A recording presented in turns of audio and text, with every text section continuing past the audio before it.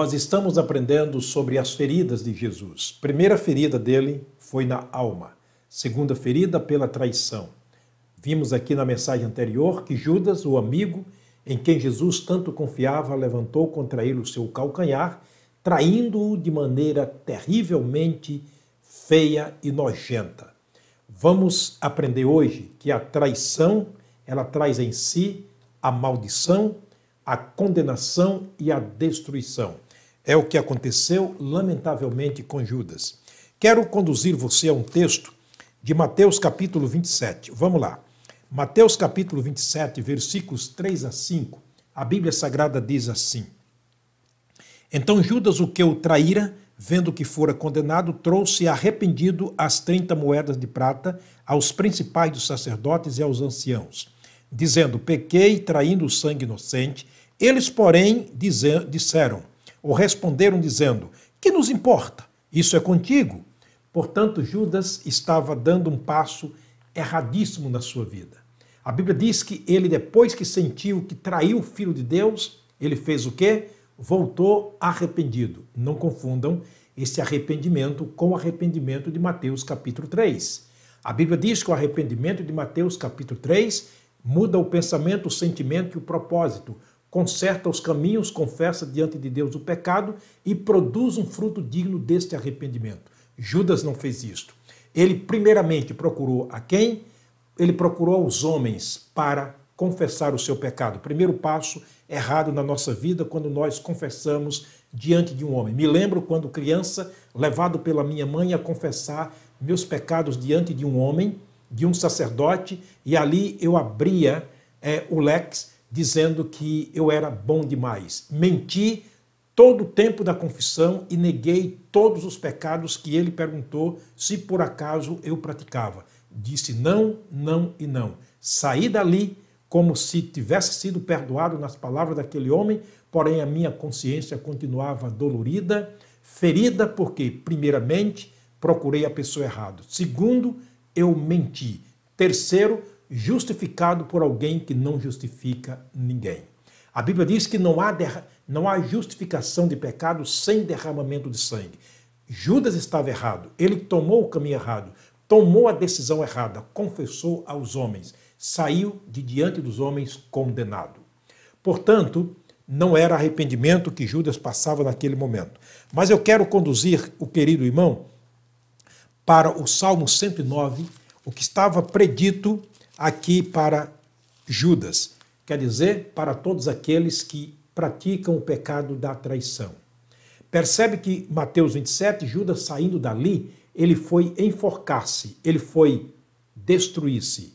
A Bíblia diz que a traição traz em si mesma a condenação, a maldição e a destruição. Aconteceu isso com Judas. Ele foi condenado por si mesmo, pela sua consciência, ele foi amaldiçoado e ele foi destruído por si mesmo. Não confunda, todas as pessoas que trabalham na base da traição, elas estão acumulando para si essas três coisas: maldição, condenação e destruição, seja para a própria pessoa que trai ou seja para os seus entes queridos. É possível que você já tenha visto famílias destroçadas, totalmente destruídas, filhos órfãos, mães viúvas ou pais viúvos separados por causa de a maldita traição no lar. A Bíblia Sagrada nos previne quanto a isto, e isso aconteceu literalmente na vida de Judas. Você quer ver? Vamos ver. Salmo 109, olha os versículos 4 a 10. Diz o seguinte: Em recompensa do meu amor são meus adversários, mas eu faço oração. Jesus sempre fazia uma oração por aqueles que lhe traíam. Não é interessante? Ele sempre entregava a afronta que lhe faziam nas mãos daquele que pode julgar justamente. E ele diz no verso 5, e me deram mal pelo bem e ódio pelo amor. O verso 6, põe sobre ele, ó, a oração de Jesus aqui agora, põe sobre ele um ímpio e Satanás esteja à sua direita. Meu querido, nunca queira trair ninguém, especialmente quando se trata de esposa, de esposo, de filho, de filha, de irmão em Cristo ou irmão na carne. A oração de Jesus já é dizendo que Satanás estará ao lado daqueles que o traem. Sabe o que disse o apóstolo Pedro? Tomem cuidado, o diabo, vosso adversário, anda em derredor como leão, bramando, buscando a quem possa tragar. Jesus disse aqui por boca do profeta, quem escreveu esse salmo foi Davi, o profeta de Deus, e ele estava dizendo que essa é a tríade daqueles que traem, é a maldição, é a morte e a destruição. A maldição, condenação e destruição. O versículo 7, ele diz o seguinte: sejam poucos os seus dias. Melhor dizendo, o verso 7, quero voltar ao verso 7. Quando for julgado, saia condenado e a sua oração se lhe torne em pecado. Não foi isso que aconteceu com Judas? Ele chega diante do sumo sacerdote, diante dos homens a quem ele estava confessando os seus pecados, se derrama dizendo, eu traí o sangue inocente, saiu dali condenado. A Bíblia diz que os homens disseram, espera aqui, isso aqui não é conosco, não fomos nós que fizemos isso, foi você quem veio aqui, foi você quem traiu ele, nós nem sabíamos quem era ele, de maneira que você nos deu um sinal dizendo quem era ele. Chegando na reunião, você o beijou para dizer para nós, é este o homem. Então esse negócio é contigo. Você imagina nessas alturas a consciência de Judas como estava.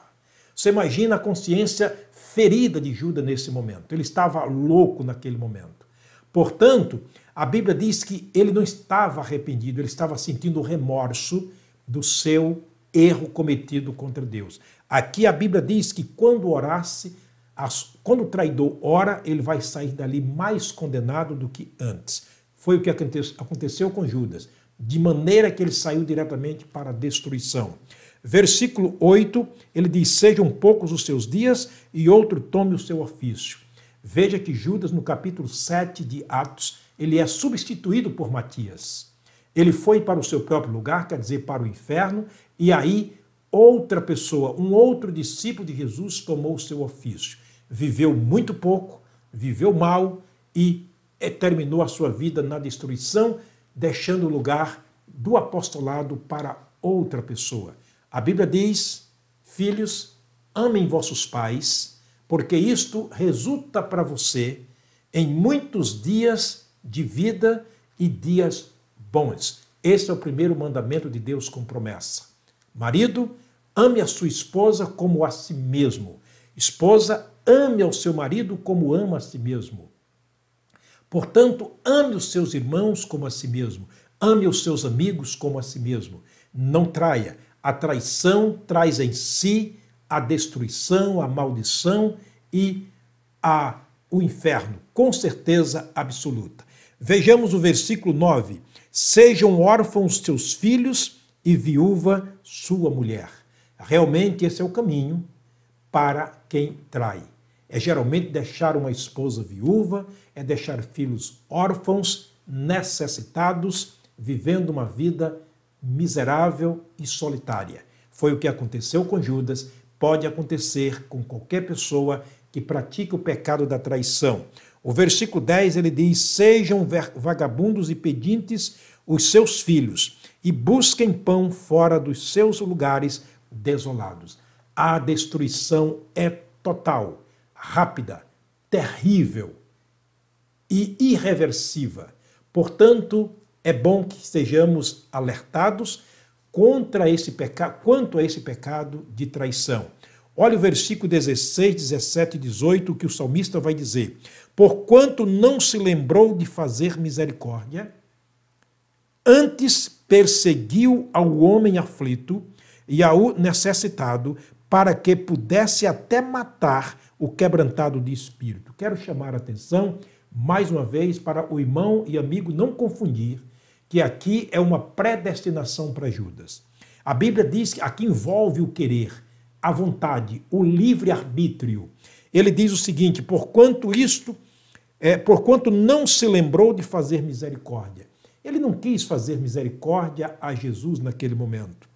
antes perseguiu o homem aflito e necessitado.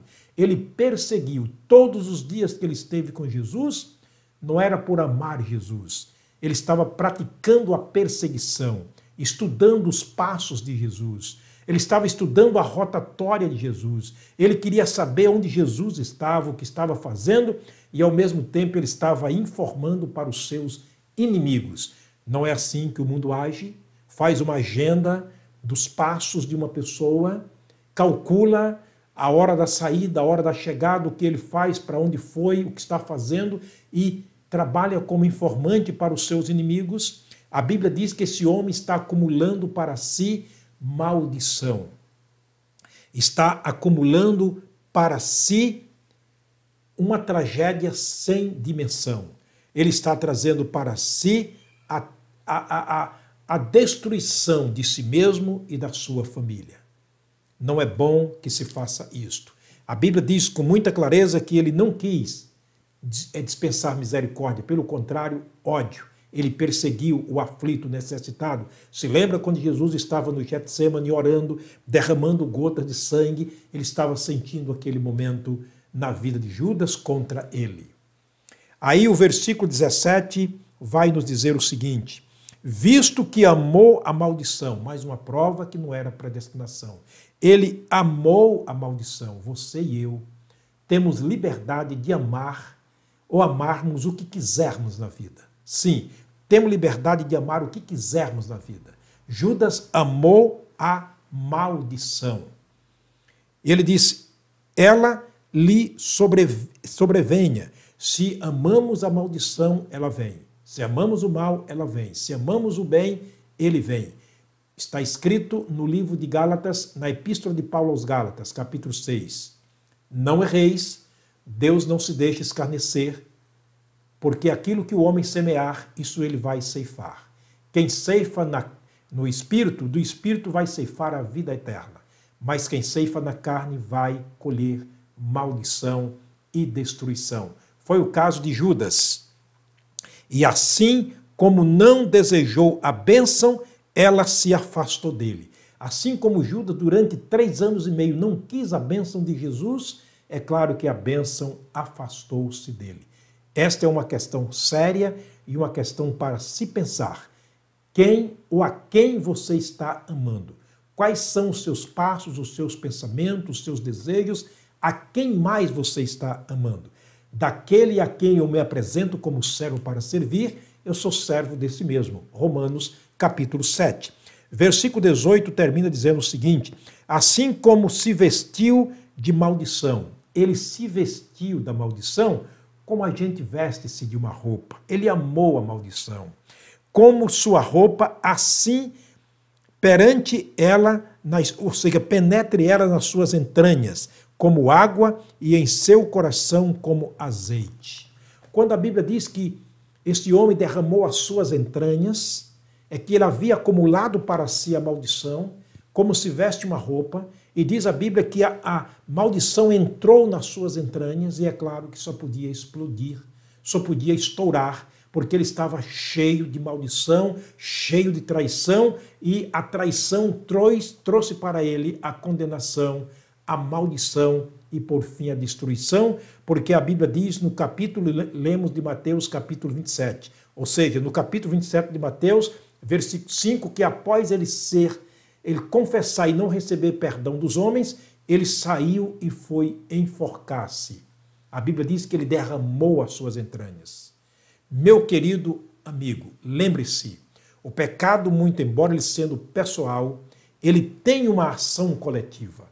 Nesse caso, Judas praticou o pecado que teve uma repercussão, ou seja, um resultado coletivo. Eu costumo dizer que é como você está ao lado de um poço de lama e passa um carro em alta velocidade. Qual é o efeito?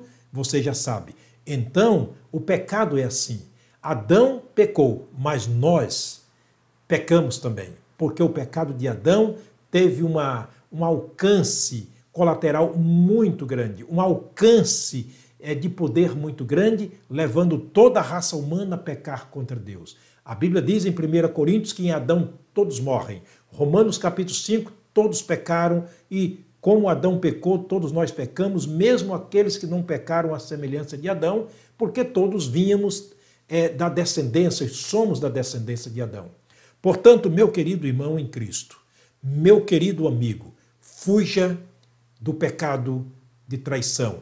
Traz para si condenação, maldição e destruição, tanto para o traidor quanto para os que estão perto de si. Fuja. Peça a Deus misericórdia e ame cada dia. Retribua o mal sempre com o bem. Essa é a recomendação de Deus. Que Deus nos abençoe. Vamos orar. Pai querido, Pai de amor, muito obrigado por estarmos aqui diante de Ti. Obrigado, Deus, pela Tua palavra. Obrigado por esse grande aviso que o Senhor nos dá quanto à traição. Deus, ajuda-nos a sermos fiéis ao nosso cônjuge.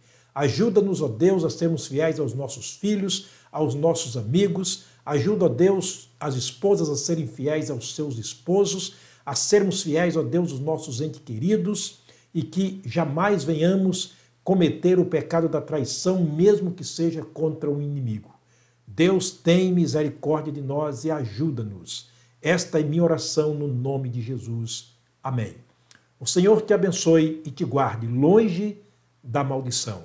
Que o teu coração seja guardado simples e unicamente para fazer o bem, ainda que te venha isso como mal. Jesus nos deixou a resposta, nos deixou a lição. Quando ele estava na cruz, ele ainda diz: Pai, perdoa-lhes, porque eles não sabem o que estão fazendo. O Senhor te abençoe. Até a próxima mensagem, se Deus nos permitir.